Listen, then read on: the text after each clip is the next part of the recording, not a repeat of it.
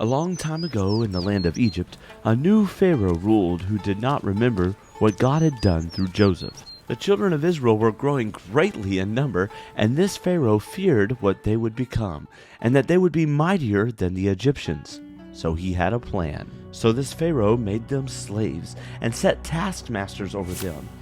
Yet, the more they were afflicted, the more they multiplied and grew. So Pharaoh thought, I'm just going to have to slow down how many of them are being born. So he called in the midwives and told them, here's what you're to do. When an Egyptian has a son, let it live.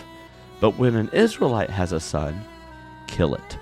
But these midwives feared God and disobeyed Pharaoh. Pharaoh called them back in and said, why did you disobey? And they said, the Israelite women are different from the Egyptians. They're going to have their baby whether we're there or not.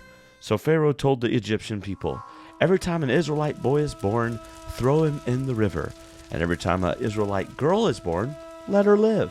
As you can well imagine, this did not set well with the Israelites.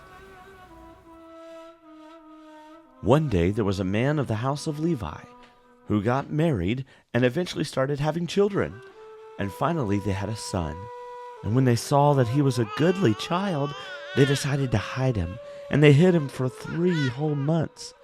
After they could not keep him hidden for very much longer, they decided to hide him in the river.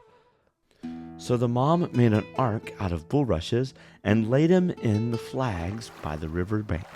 The mom told his older sister Miriam, now you stay here, and you watch what is to be done to him. A little while later, guess who found him? That's right, Pharaoh's own daughter. She sent one of the servant girls to go fetch him out of the flags to see what it was. The baby began to cry, and she had compassion on him and said, this is one of the Hebrews' children. Miriam stepped up and said, ma'am, would you like for me to find a lady to nurse the baby? And Pharaoh's daughter said, yes, go. And Miriam went and got Moses' own mother. Pharaoh's daughter said to her, take the baby, nurse him, and I will pay you wages. Then the baby grew, and she brought the child to Pharaoh's daughter, and he became her son. And she called him Moses, because she took him out of the water. This Hebrew boy Moses got to grow up in Pharaoh's own palace. One day, after Moses had grown, he went out of the palace to see the burden of his people. While he was there, he spied on a Hebrew that was getting beaten by one of the taskmasters. He looked this way and that way, and when no man was looking, he went over to that Egyptian and slew him. And then later, he hid him in the sand. And that next day, when he went out, he saw 2 Hebrews talking. And as they were talking, they looked at him and they said, so, you're judge over us now too, huh? Are you going to kill us too, like you killed that Egyptian? Well, that made Moses scared. And he said, surely this thing is known. And when Pharaoh heard about it, he sought to slay Moses. And he ran away from Egypt. When he ran away, he went to the land of Midian and sat down by a well. And as he was there was a priest of Midian who had 7 daughters.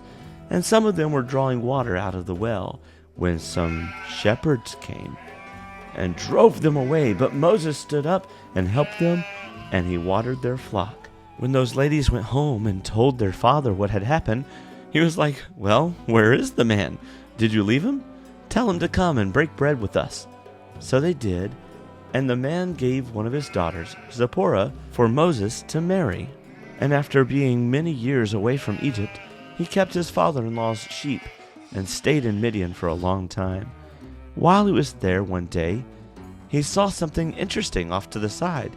He said, I'll turn aside and see what this strange thing is. It was a bush on fire, but the bush was not consumed.